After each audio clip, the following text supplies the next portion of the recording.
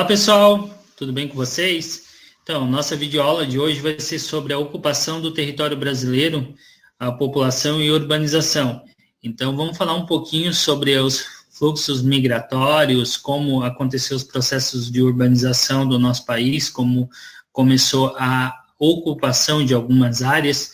Então, vamos falar um pouquinho sobre, principalmente agora, sobre a questão do fluxo migratório.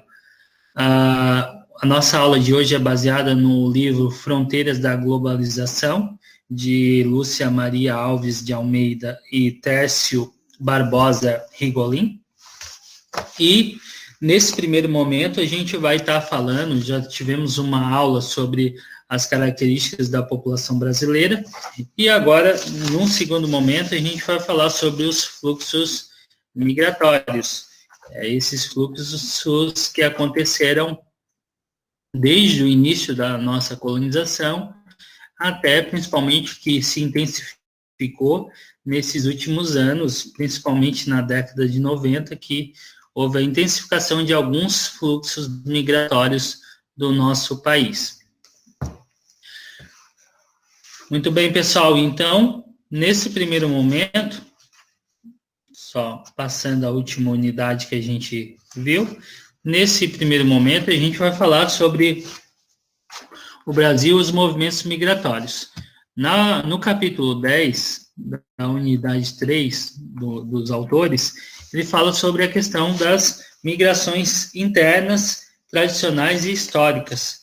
Então a gente vai ver que nosso país ele começou a ser colonizado ali por volta de 1500, né? 1530, para ser mais exato, fomos descobertos em 1500, 1500 a 1530 ficou um período chamado como período pré-colonial, que não houve uma colonização, mas sim só a criação de algumas feitorias. Então, a partir de 1530, começou a colonização do nosso país. Então, com a colonização do nosso país, houve um fluxo frequente vindo de pessoas, principalmente de Portugal, para o nosso país, e com isso começou a instituir o regime, principalmente para colonizar essa região, de capitanias hereditárias, né? Então, com isso, a gente sabe que esse fluxo foi muito frequente, né? E até acontecer a chegada, mais tarde também, um fluxo migratório muito grande através da escravidão, né, onde a gente houve um choque de cultura, que a gente tem uma miscigenação muito grande dentro do nosso país. Mas hoje o foco principal é a questão das migrações. Então, ali no histórico, o autor traz uma adaptação, uma tabela elaborada pelos próprios autores, falando que no século XVI, século XVII, a saída que houve um fluxo migratório interno. O que é isso? Houve a migração dentro do próprio país, onde saíram muitos nordestinos ali da zona da mata e foram se instalar rumo à região do sertão, onde houve a extensão da pecuária. Esse processo, principalmente da pecuária, ele foi impulsionado muito pelo início da cana-de-açúcar, do ciclo da cana-de-açúcar na região litorânea. Então, as pessoas que não trabalhavam com a cultura da cana-de-açúcar, elas começaram a adentrar o sertão brasileiro, tá? Então, mais tarde, a gente no século XVIII tivemos os nordestinos e paulistas saindo do Nordeste, indo para uma chamada região mineira, onde aparece o ouro nas chamadas Minas Gerais, e a partir dali começa um fluxo muito forte para aquela região, principalmente as pessoas tendo a ideia de ficarem ricas. Mais tarde a gente vê a expansão do café, que foi utilizado principalmente com a saída dos mineiros rumo ao interior paulista, onde foi implantado muito café, também em Minas Gerais, tanto que foi utilizado grande parte das ferramentas que eram utilizadas, das ferramentas e até mesmo os escravos que eram utilizados na cultura do ciclo do ouro, eles aplicaram depois na expansão do café. Eles utilizaram a mão de obra e as ferramentas para a implantação da cultura cafeeira. Então, mais tarde, a gente teve o ciclo da borracha, né, que foi a saída principalmente de nordestinos para a região amazônica, onde começou a extração do látex, onde começaram o ciclo da borracha, principalmente impulsionado pela popularização do carro. Na década de 50, a gente teve também a chamada Marcha para o Oeste. Essa Marcha para o Oeste ela começa já no governo do Getúlio Vargas. Então, ela ali fala 50, mas ela iniciou até um pouco antes, com os irmãos Vilas Boas, onde eles começaram a expandir. O Brasil era uma região muito litorânea, então eles tinham uma necessidade de fazer com que o país ele crescesse, que não ficasse só restrito ao litoral. Então, Getúlio Vargas ele aplicou essa política de marcha ao oeste, basicamente é uma mesma ideologia dos americanos, que os americanos utilizaram com as 13, norte-americanos com as 13 colônias, então, semelhante a isso. Tá? Então, de 50 a 60, a gente vê que começa a ter um fluxo, principalmente saída de nordestinos vindo para o sudeste, onde a gente começa o nosso parque industrial a crescer. Tá? Em 1930, o parque industrial brasileiro, ele foi injetado bastante dinheiro de fora dentro do nosso país. Tanto que o Brasil teve que assumir um posicionamento na Segunda Guerra Mundial, aliando-se a um lado, ou os americanos ou os alemães, que no caso se aliou aos americanos, devido a essa questão porque na década de 30 houve uma injeção muito forte dos norte-americanos na economia brasileira, onde começou a se instalar um parque industrial. Então, com isso, na época, o governo norte-americano disse a Getúlio que ou vocês vão ser favoráveis a nós ou vocês vão ser contra. Já que eles tinham ajudado tanto o Brasil nessa questão de modernização do parque industrial, então o Brasil tomou um posicionamento, e também não foi somente isso, mas foi um dos motivos, tomou um posicionamento favorável à questão de apoiar os norte-americanos na Segunda Guerra Mundial. Então, em 43, o Brasil assumiu que iria lutar ao lado dos norte-americanos. Em 1960 e 70, houve um fluxo também muito forte, principalmente para a região do Mato Grosso do Sul, a região centro-oeste, e também teve uma migração muito forte para uma região que foi criada em 67, que era a Zona Franca de Manaus, incentivando com que foi criada essa zona de livre comércio, porque pensava-se que a gente deveria colonizar aquela região norte, lá na região amazônica, em Manaus, principalmente, onde foi criado essa zona, principalmente para incentivar essa migração, incentivar a colonização de uma área que tinha uma baixa colonização. Né? Por fim, a gente vai ver os fluxos migratórios da região, tanto centro-oeste, tá, tanto sudeste. A década de 70 até 2000, aqui no livro traz 90, mas até 2000, mais ou menos, teve um fluxo migratório muito forte, região nordestina saindo por sudeste, região sul saindo por sudeste, região nordestina saindo por centro-oeste, região sul saindo por centro-oeste. Então, houve um fluxo migratório muito forte. Primeiro, no início, foi por causa das indústrias. O setor industrial cresceu muito, os brasileiros buscaram novas oportunidades nos grandes centros urbanos, como São Paulo e Rio de Janeiro, onde criou-se um parque ou um corredor industrial, né, muito forte. E o segundo ponto é que a economia baseada no primeiro setor, que é o setor agrícola, ela começou a ganhar muita força na região centro-oeste. O agronegócio se transformou no estupim da década de 80, 90, 2000, se tornou o estupim para pegar e iniciar um fluxo migratório baseado no setor agropecuário.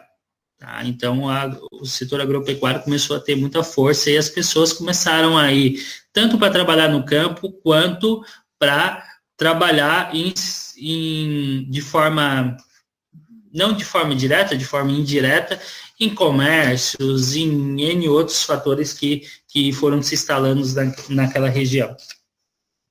Então, se a gente for ver, pessoal, os principais tipos de migração interna, a gente vai ter um tipo que se chama intrarregional ou interregional, que acontece entre uma região e outra, e intra quando acontece dentro.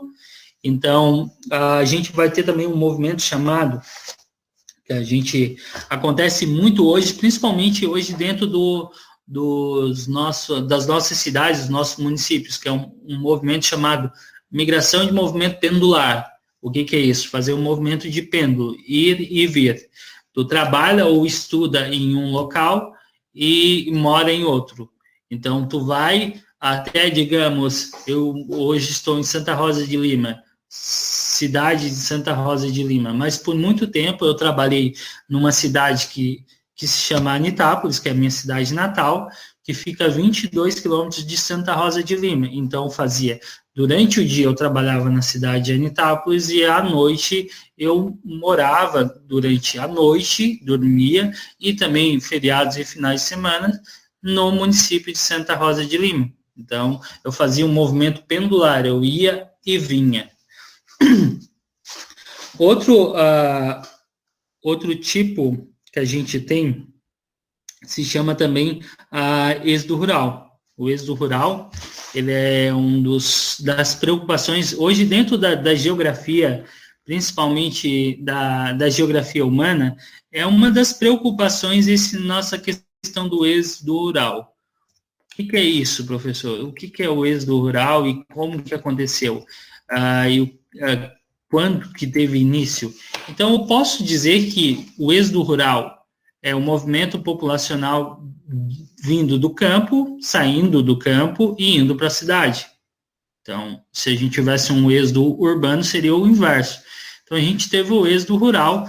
Esse êxodo rural, ele ganhou força no Brasil nas décadas de 50 e 60. Entretanto, pessoal, o êxodo rural temos uma história muito longa do êxodo rural, mas vamos trazer um pouco para mais próximo da gente, quando o êxodo rural ele foi impulsionado pela sociedade capitalista. O êxodo rural foi impulsionado em um momento da história, já havíamos outros tipos de êxodo rural, mas ele foi impulsionado num determinado momento pelo êxodo baseado no capitalismo. Tá? O que aconteceu isso? Houve um cercamento das terras no antigo sistema feudal, e essas pessoas foram forçadas a saírem das terras e irem buscar novas oportunidades, onde começou a brotar a chamada Revolução Industrial, onde principalmente a Inglaterra pioneira viu que a Inglaterra deixou de ser aquela Inglaterra baseada no centro rural e se tornou uma Inglaterra baseada num centro urbano. A Inglaterra deixou de ser aquela Inglaterra de campos verdejantes, uma população bem distribuída, e começou a ter uma densidade demográfica em algumas determinadas áreas. É isso que começa a crescer cada vez mais os centros urbanos. E aí começa os problemas sociais também a vir junto com essa questão do êxodo rural e com as migrações dessas pessoas durante a era industrial. Hoje, pessoal, se a gente for ver essa questão do êxodo rural, é uma outra preocupação também, nós, como os geógrafos, como professores de história, como sociólogos, como cientistas, a gente busca estudar muito essa questão. Por quê? Porque é uma preocupação muito grande, que hoje a população brasileira ela está em torno de 84%, 85% da população que vive em área urbana. Tá?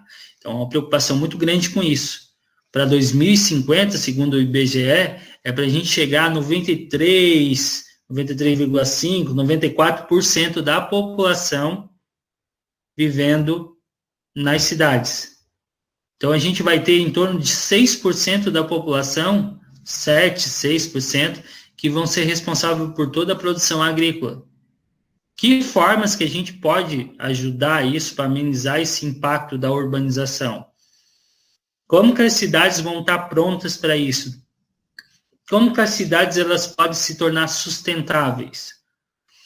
Como que A população rural pode sustentar, através do plantio, da agricultura e da pecuária, do sistema agropecuário, como pode sustentar uma população que é extremamente urbanizada, que vive basicamente a sua maioria na cidade, que a gente vai ter menos de 10% da população vivendo no campo. Como que a gente pode amenizar? Então, há muitas preocupações quanto a isso, tá? E tem sido frequentemente discutido, está dentro dos 17 objetivos do desenvolvimento sustentável da ONU, está não só no segundo artigo que fala sobre a agricultura sustentável, mas no modo de consumo, nas políticas públicas, em vários pontos ele é tratado isso.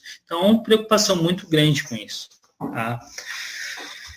Então, também, nesse capítulo, os autores, eles retratam a questão das migrações internas no século XXI, que de 90 a 2000, a intensificação, aí a gente vê que começa um fluxo muito grande e deixa de ser aquelas áreas predominantes e a gente vê que começa várias áreas se destacarem.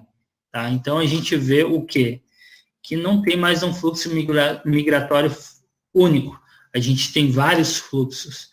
E as pessoas, elas tendem a buscar as oportunidades. Um imigrante, a migração, ela acontece por uma busca de oportunidades. A gente tem formas de migração, temos tanto formas de migrações que são escolha, opção, opcional, e as formas que são não opcional, que principalmente elas aparecem através dos refugiados, que não foi uma opção deles saírem, mas sim eles tinham que sair porque não tinham outro meio, né? Então, com isso, a gente vai ver que, principalmente quando chegou os imigrantes aqui na nossa história, a gente fala de imigração, a gente teve processos migratórios, tivemos, mas o imigrante, quando a gente fala de colonização e imigrante de novas culturas, a gente fala com o fim da escravidão. Com o fim da escravidão, eles buscaram novas fontes, vamos se dizer, um novo público para trabalhar, para alavancar a economia brasileira, para fazer com que continuasse crescendo. Então, houve um incentivo muito grande numa política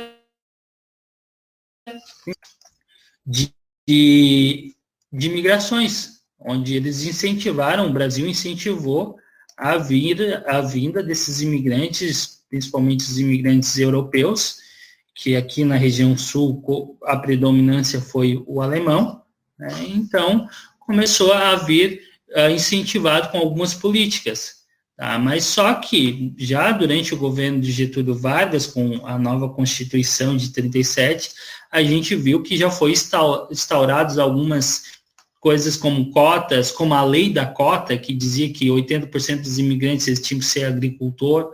Então, eles já tinham uma ideologia baseada no primeiro setor, no setor agropecuário. Então, tanto que os imigrantes que vinham aqui, eu vejo muito pela história local. Agora, vamos falar um pouquinho da história local aqui de Santa Catarina. A história local aqui da nossa região do Vale do Braço Norte, a gente vai ver que muitos dos imigrantes que vieram para cá, de predominância europeia, eles não sabiam trabalhar com a terra.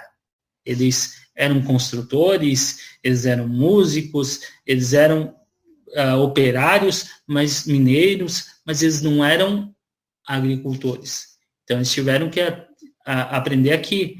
Então, onde a gente teve, de pegada, um fluxo migratório muito forte.